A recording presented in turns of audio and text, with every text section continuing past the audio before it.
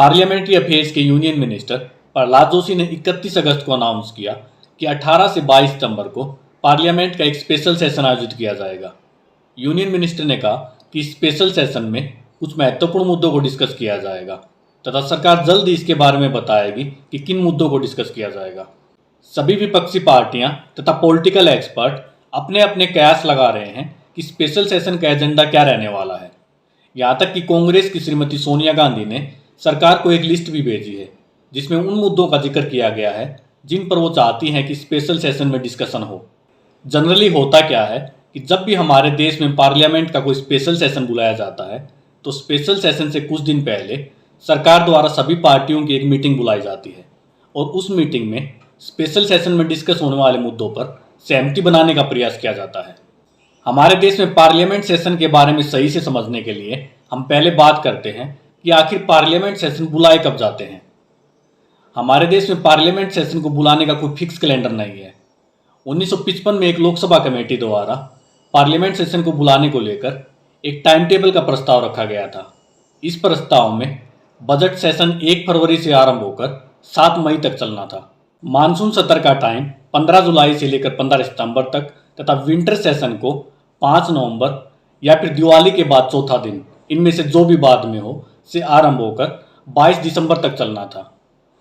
सरकार parliament session के इस टाइम टेबल से सहमत हो गई थी, लेकिन इसके बावजूद इस टाइम टेबल को कभी लागू नहीं किया जा सका। अब हम देखेंगे कि यह कौन डिसाइड करता है कि पार्लियामेंट सेशन को कब बुलाया जाना चाहिए।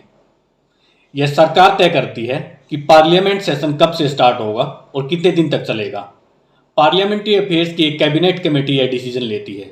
इस कमेटी में सरकार के 10 मंत्री शामिल होते हैं, जिसमें defence minister, home minister, finance minister, agriculture minister, tribal affairs minister, parliamentary affairs minister तथा इंफॉर्मेशन एंड ब्रॉडकास्टिंग मिनिस्टर शामिल होते हैं। लॉ मिनिस्टर तथा minister of state for external affairs इस कमेटी में विशेष तौर पर आमंत्रित होते हैं।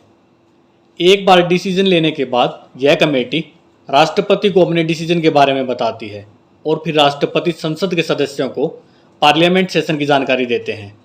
अब हम देखेंगे कि पार्लियामेंट सेशन के बारे में हमारा संविधान क्या कहता है। हमारा संविधान कहता है कि किन्हीं भी 2 पार्लियामेंट सेशन के बीच 6 महीने से ज़्यादा का समय नहीं होना चाहिए। यह प्रावधान आज़ादी के समय से पहले से ही चला आ रहा है। हमारे संविधान निर्माताओं ने इस प्रावधान को गवर्नमेंट ऑफ इंडिया एक्ट 1935 से लिया था। इस एक्ट के बाद 2 पार्लियामेंट्री सेशन के बीच अंतर 1 साल का हो सकता था। गवर्नर जनरल अपनी इच्छा से केंद्रीय विधानसभा के सेशन को साल में 1 बार कभी भी बुला सकता था। डॉक्टर BR अम्बेडकर का कहना था कि गवर्नर जनरल द्वारा केंद्रीय विधानसभा के सेशन को बुलाने का उद्देश्य केवल टैक्स कलेक्ट करना था और सेशन को साल में सिर्फ 1 बार इसलिए बुलाया जाता था ताकि विधानसभा की स्क्रूटिनी अर्थात जांच से बचा जा सके। इसलिए हमारी संविधान सभा ने 2 पार्लियामेंट्री सेशन के बीच गैप को मैक्सिमम 6 महीने का कर दिया। अब हमारे माइंड में यह सवाल उठ सकता है कि हमारी संविधान सभा इस डिसीजन पर कैसे पहुंची कि किन्हीं भी 2 पार्लियामेंट सेशन के बीच 6 महीने से ज़्यादा का समय नहीं होना चाहिए। हमारी संविधान सभा के कुछ सदस्य चाहते थे कि हमारी संसद बीच बीच में ब्रेक के साथ पूरे साल चलती रहे, जबकि कुछ अन्य सदस्य चाहते थे कि हमारी संसद के एक लंबे सत्र आयोजित किए जाएं, जैसे कि ब्रिटेन और अमेरिका में किए जाते हैं, प्रत्येक वर्ष 100 दिन से भी ज़्यादा। संविधान सभा के एक सदस्य चाहते थे कि दोनों सदनों के प्रिसाइडिंग ऑफिसर्स यानी कि पीठासीन अधिकारियों को विशेष परिस्थितियों में पार्लियामेंट्री सेशन बुलाने की शक्ति होनी चाहिए। डॉक्टर BR अम्बेडकर ने इनमें से किसी भी सुझाव को स्वीकार नहीं किया। उन्होंने सोचा कि आज़ाद भारत में रेगुलरली पार्लियामेंट के सेशन आयोजित किए जाएंगे। डॉक्टर अम्बेडकर ने कहा कि मुझे डर है कि संसद के सत्र इतने ज़्यादा और लंबे होंगे कि संसद के सदस्य इससे थक जाया करेंगे। वर्तमान समय की अगर बात की जाए तो हमारी लोकसभा और राज्यसभा के साल में कितने सत्र आयोजित किए जाते हैं। अगर आज़ादी से पहले की बात की जाए तो आज़ादी से पहले केंद्रीय विधानसभा साल में 60 दिन के लिए मिलती थी और आज़ादी के बाद पहले 20 सालों में संसद के मिलने का समय 60 दिन से बढ़कर 120 दिन हो गया, लेकिन उसके बाद से संसद के मिलने का समय लगातार कम ही होता गया है।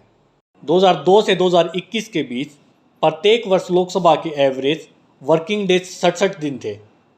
राज्य विधानसभाओं की स्थिति और भी ज़्यादा बुरी है। 2022 में 28 राज्य विधानसभाएं औसत रूप से सिर्फ 21 दिन के लिए मिली और इस साल हमारी संसद केवल 42 दिन के लिए ही मिली है। अनेक अवसरों पर प्रिसाइडिंग ऑफिसर्स यानी कि पीठासीन अधिकारियों की कॉन्फ्रेंस ने रिकमेंडेशन दी है कि संसद को साल में कम से कम 100 से भी ज़्यादा दिन मिलना चाहिए। साल 2000 में हमारे संविधान की कार्यशैली का रिव्यू करने के लिए जो नेशनल कमीशन गठित किया गया था, उसने भी यह सेम रिकमेंडेशन दी थी कि संसद को साल में 100 से भी ज़्यादा दिन के लिए मिलना चाहिए। हालांकि इंडिविजुअल सांसदों के द्वारा प्राइवेट मेंबर बिल जरूर लाए गए हैं जो कि संसद में बैठकों के दिनों को बढ़ाने की बात करते हैं। पूर्व राज्यसभा सांसद नरेश गुजराल 2017 में एक प्राइवेट मेंबर बिल लाए थे जिसमें उन्होंने सुझाव दिया था कि हमारी पार्लियामेंट के साल में 4 सेशन होने चाहिए, जिसमें कि 15 दिन का एक स्पेशल सेशन हो जो कि बहुत ही इंपॉर्टेंट पब्लिक मैटर को डिस्कस करने के लिए हो।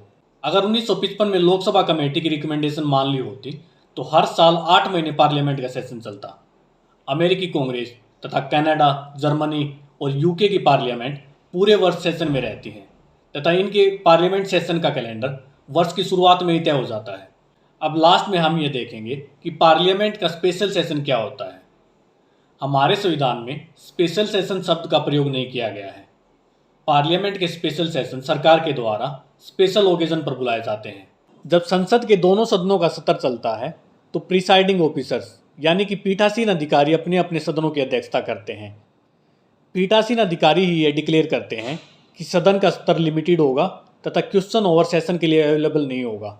संविधान के अनुच्छेद 352 जिसमें आपातकाल का प्रावधान किया गया है में special sitting of the house का जिक्र किया गया है।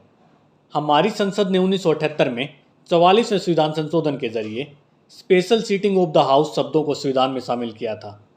इसका मकसद देश में आपातकाल लगाने की शक्ति पर सेफगार्ड लगाना था। इसमें प्रावधान था कि अगर देश में आपातकाल लगाया जाता है और उस समय पार्लियामेंट सेशन में नहीं है तो लोकसभा के कुल सदस्यों के 1/10 सांसद राष्ट्रपति से संसद का स्पेशल सेशन बुलाने को कह सकते हैं।